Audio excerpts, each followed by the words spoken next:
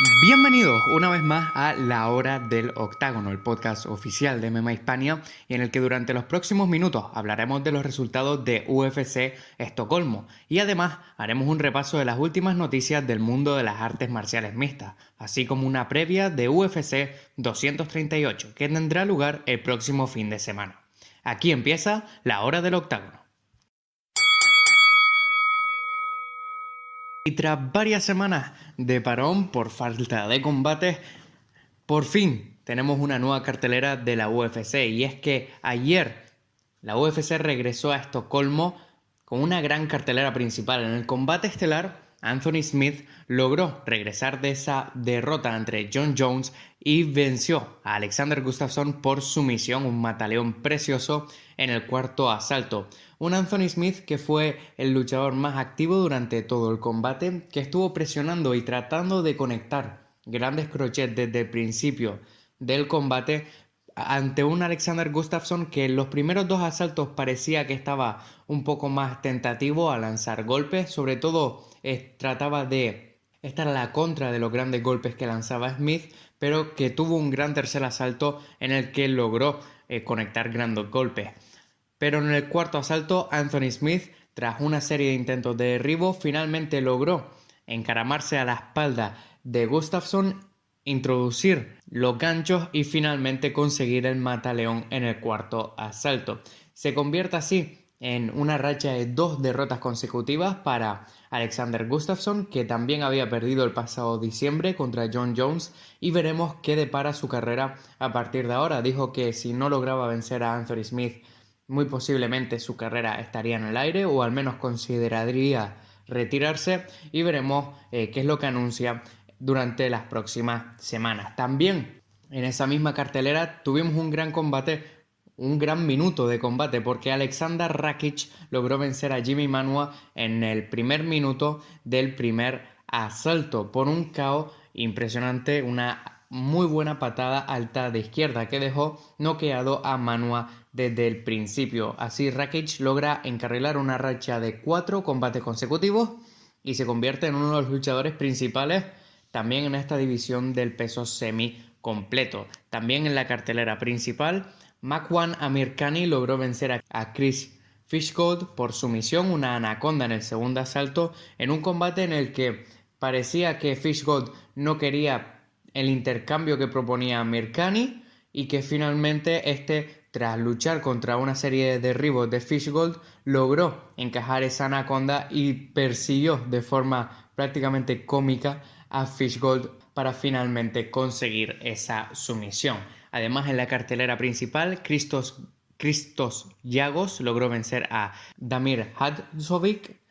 por decisión y Daniel Teymur logró vencer a Sung Bin Jo también por decisión unánime. En la cartelera principal, en lo que fue el primer combate de la noche, pudimos ver el segundo combate de Joel Álvarez, el luchador español en la UFC. Había perdido su primer combate en la compañía, pero aquí sí que logró vencer a Danilo Belardo por KO técnico en el segundo asalto. Vimos a un Joel Álvarez mucho más tranquilo, que estaba relajado, confiaba en sus habilidades dentro del octágono y aún así tuvo una serie de mismos errores que ya vimos en el primer combate, sobre todo en la movilidad de su cabeza después de los intercambios, y no le vimos buscando esas sumisiones o ese juego, ese gran juego de Jiu-Jitsu que tiene, evidentemente también porque Danilo Belardo es muy buen wrestler, iba a llevar el combate a la lona y de esto se aprovechó Joel Álvarez, que con un gancho de su mano izquierda logró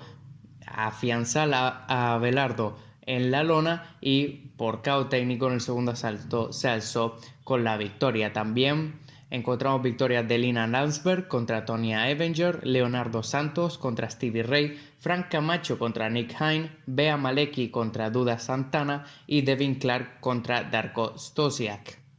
entre otros.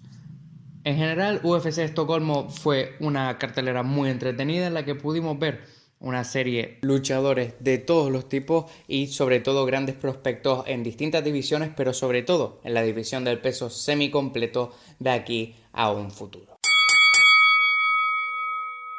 Y vamos ya con las noticias más importantes de la semana. Y la última de ellas es que la UFC ha anunciado que el próximo 28 de septiembre tendrá su primer evento en Dinamarca. Un evento del que todavía no sabemos nada, ni localización, ni combates que habrán en el mismo, pero será el debut de la compañía en el país. En cuanto a otras noticias destacadas de esta semana, hemos encontrado que Jessica Andrade, la campeona del peso mosca que se proclamó tras vencer a Rose Namajunas en UFC 237 el pasado 11 de mayo en Río de Janeiro,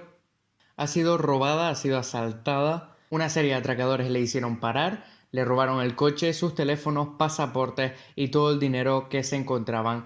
en el vehículo. El agente de Andrade ha resaltado que al final estaban felices de que tanto Andrade como su mujer estuvieran bien y que en este tipo de situaciones las cosas siempre pueden ir muy mal y muy rápido, así que es muy bueno que solo acabara con una pérdida material. Además, Andrade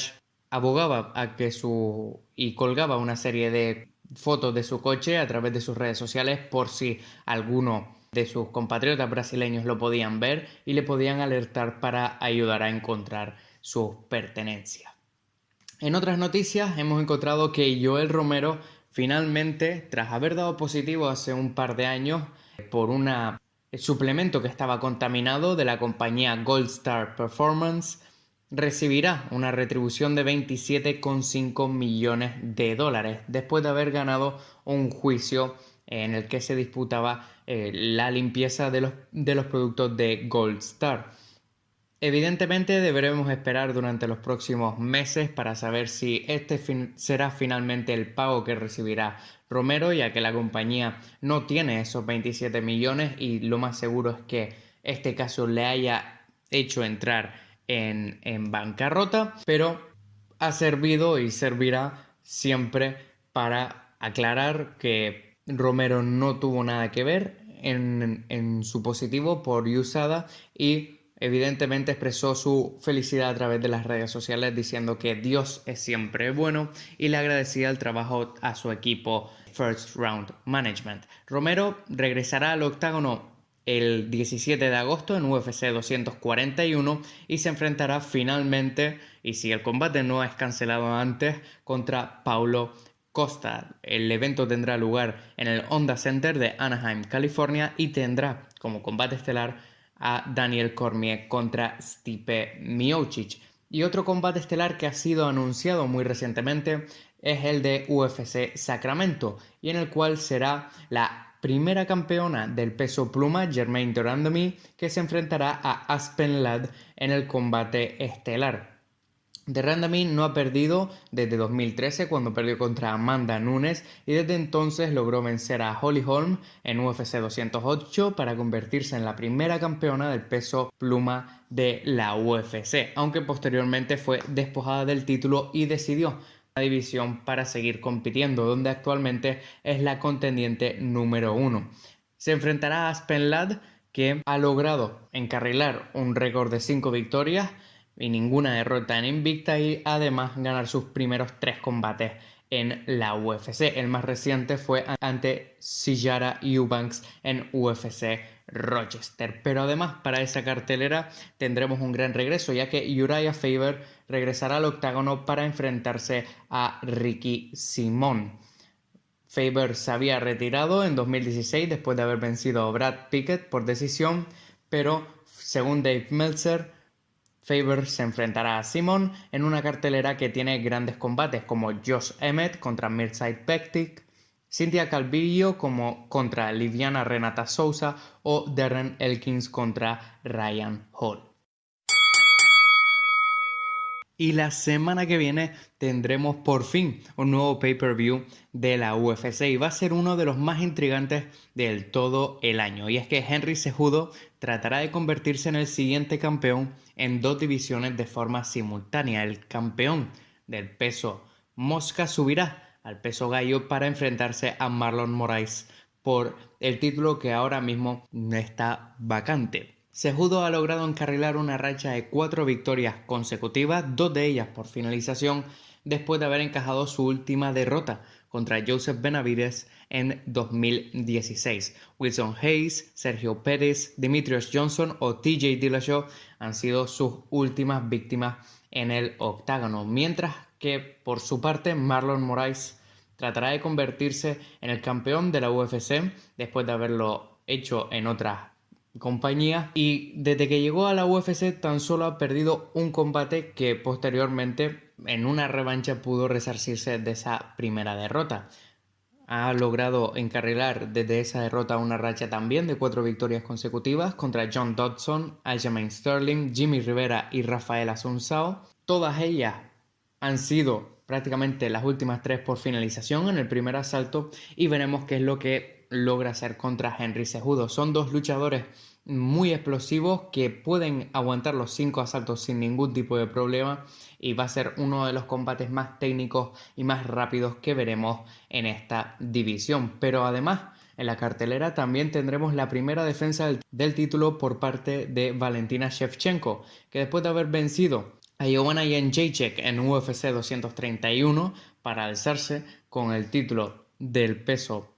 mosca, ahora se enfrentará a Jessica Evil Eye, que desde que bajó una división ha logrado encarrilar una racha de 3 victorias consecutivas. Las 3 por decisión, pero suficientes para establecerse como la principal contendiente de la división. Pero sin duda alguna, a pesar de estos 2 combates por el título, hay un combate que todo el mundo está esperando. Y es un combate que se hizo a última hora y que va a ser clave para la división del peso ligero. Y es que Tony Ferguson regresa después de haber vencido a Anthony Pettis el pasado octubre y se enfrentará a uno de los luchadores más reconocidos